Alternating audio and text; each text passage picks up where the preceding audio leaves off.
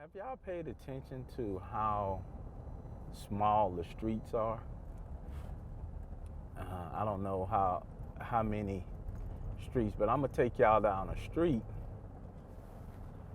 And like I said, we headed back to the City of Refuge. I'm just gonna show you a few houses that I own and kind of did some of my stuff in while I point them out. But you know, I guess when you thinking about doing something wrong, you always try to put it in a place where it's not obvious to the eye. So this is a street that I would not suggest you come down late at night because it's if you look at it, it just don't even look like it leads to anything, but it leads to a community. Um, where me and Canaris, we kind of hung out a lot, and we used to call the people that lived in this house on the right, we used to call them the creek people because right by their house was a creek. And you see this, did this look like any place that you really just feel like that's a road? But you know, these were the places that we seen fit to put these type of houses. That's Canaris. That's his son. No way. Yeah, that's his son. Yeah, yeah, that's his son. So this is a community, like I say, that me and him we did a lot of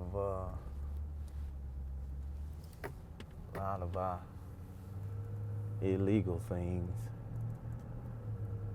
But all of this head back to the City of Refuge. I just wanted to take y'all this route. So this is Hill Street, and this house.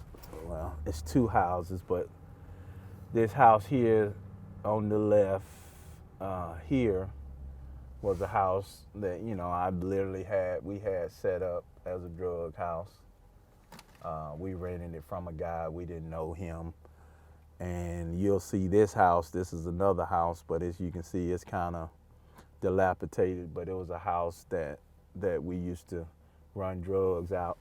This house here was my first real estate project. I bought this house right here for $22,000, and I redid it and tried to make it the best I could, and wound up selling it. The guy got it now. He just rents it out.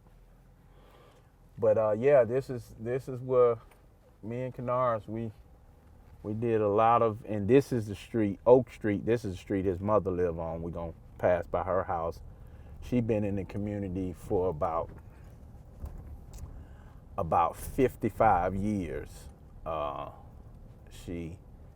She's been living here. She done retired 3 different jobs. She's just a good woman, you know. And all she wanted for me and Canaris was to do the right thing. She used to get on us so bad because we used to have people pulling up in her driveway and she'll come out fussing. But this is her house, and this is where, you know, me and Canaris, we hung out a lot because, you know, he loved his mom. We actually had some guys screen that porch in for her, put some windows in. I came did a service project probably about 7 years ago and painted this wall for her. So I still try to come and see her much as I can. And here's a little tie shop. We ran drugs out of this tie shop one time. It was a guy, they was in a transition of selling it, and we knew the owner, and we would set up in there and had the guys like they were selling tires, but you know, we were in the back, and yeah, so we had a lot of experiences. Number 2 Oak Street. This street here is, I don't know, Canaris, he this was his street. He owned the house behind it, but we won't go that way because I'm gonna take this back way and we're gonna go back to City of Refuge. But I'm gonna take y'all to one of these less obvious places, like I was saying, we used to always find these less obvious places to sell drugs. So we was on North Grand, but I'm taking y'all to South Grand. We had a house back here in the dead end. We made anywhere from $20,000-$30,000 a day in this house. But we would get these houses. So this is the house I went to prison behind. This is the house that they bust, and I wound up going to prison. And it's 754 right here. It was a duplex. I bought it for $2,500 on the courtroom steps. And yeah, we used to just find these little remote areas and, you know, quiet, where we felt like, you know, no police wouldn't know. And we used to set up these houses. And I had, we'll go down here and we'll turn around, but because we're gonna go back. But I had two more down here in the dead end here. And so are these what they call trap houses? Yeah, these would be trap houses. You got it. These, and I don't know who created it, but I know, early '90s we made it popular. This is where we would set up the trap houses at. And what is a trap house? 'Cause not everybody knows. Well, it's just a place where the police term is where you occupy a dive. We actually ran a illegal criminal activity in them. We would put burglar bars up and put little traps in there where we can hide guns and drugs, and we would sit there all day, and that's where people would come and kind of find us. And when they found us, they found the drugs. We actually used those houses to sell drugs in. And we tried to be respectful as possible. We tried to keep the noise down. Try to make it as less obvious, but you parking all kinds of cars and trucks around this little house. Eventually people know, they know you're doing something. But we were called the old school type hustlers. We took care of the neighbors, and we made sure people wasn't being disrespected. We had a little sense of, I don't know how you make wrong right, but we had a sense of awareness that we know we got to take care of the neighbors, because the neighbors can just easily drop a dime on us. So we used to throw barbecues, man. If they needed food, we would make sure they straight and cut their yards. Try to keep stuff looking neat and less obvious as possible. But yeah, this is the Center Hill area, and like I say, rode a lot of days and nights up and down these back streets, and a lot of these, old established neighborhoods where people, probably parents paid off the house, and a lot of patterns that I have seen in this community was, the parents leave, maybe the son or the daughter of the home, and they done got addicted to cocaine, and they try to uphold the house as long as they can.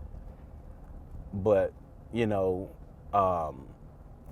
for some reason they would just wind up losing the house because they let the water get shut off. It was crazy. Yeah. What do you think about the changes in Atlanta, the kind of the gentrification and the changing of the areas? Do you think that's a good thing or a bad thing? Well, one thing I like at City of Refuge, and the leadership there, we're about the community and the people there in the community, because we believe if you can change the trajectory of the people's life in the community, regentification can be, I think a lot of times we we have a misconception about that, because we'll say, okay, if blacks move out and whites move in, then the community will be good. I don't think that's the case. I think if you have a thriving community, it can be a mixed race of people, but if they're doing the right thing to bring sustainability to that community, then I think that's where regentification is a good thing, you know, because if people working, that's being a part of that community, now they're able to see the value of their homes, and now, you know, they doing the right upgrades, then that's a good thing. But, you know, you don't solve a problem by moving, you know, if you want to, a lot of people put it on the race card, move one race of people out and move another one in, because you're going to move them somewhere, and then what, they're going to do the same thing. So, you know, I hear, you know, we stay away from a lot of those debates. One thing we know about what we believe at City Refuge, that we're going to bring light, hope, and transformation, and that's for whoever God sent our way, you know.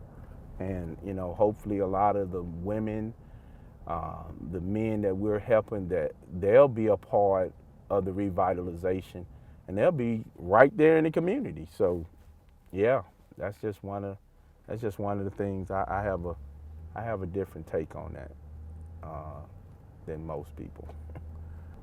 How did you ultimately end up at the City of Refuge? How did you find Bruce, or did Bruce? Well, I met a guy named Scott Hour. He was doing a ministry called Angel Tree. So Angel Tree is sponsored by Prison Fellowship. It's where they get different churches to sponsor men's kids that are in prison.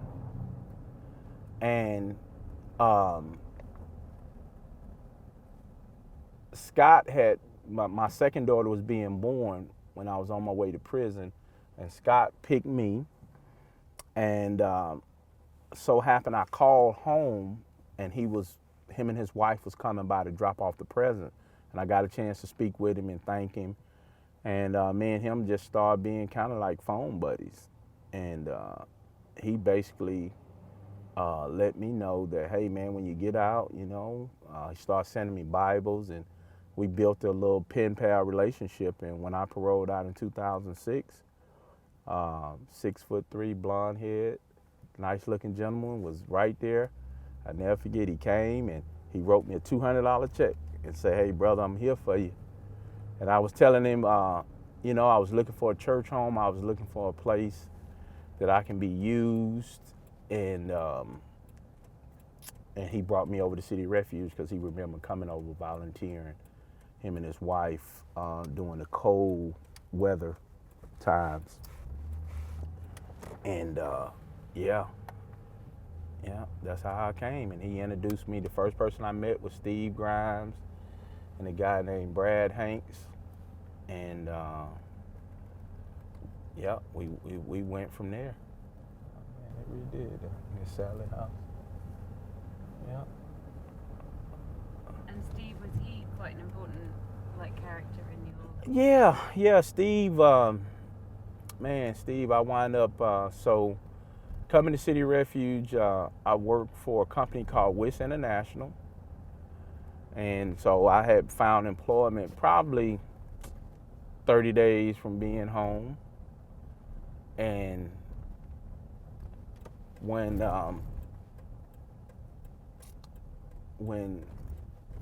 I got to City Refuge, I was working for WIS International.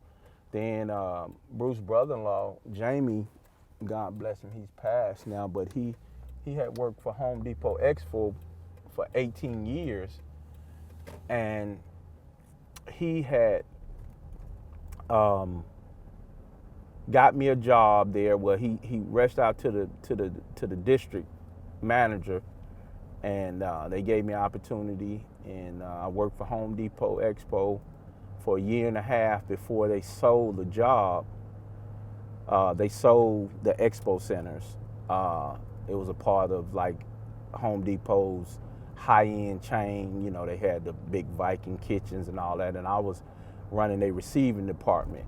And right after that, once they gave me a severance package, and I let Bruce know, and he said, well, come over. We had just opened up Eden Village, and he said, well, come over and do a little security at Eden Village for us.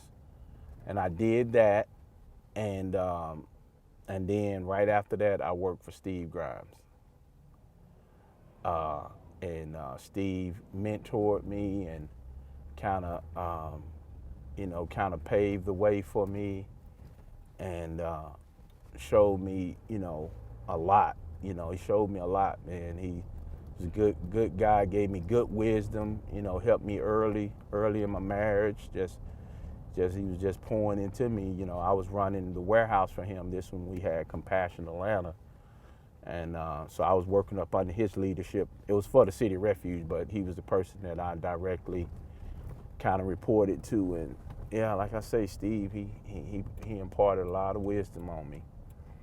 Him and Tony worked for us at that time, Tony Johns, and he was the guy that we needed that worked here, and he helped me and Malika. He did all our premarital counseling and everything. So yeah,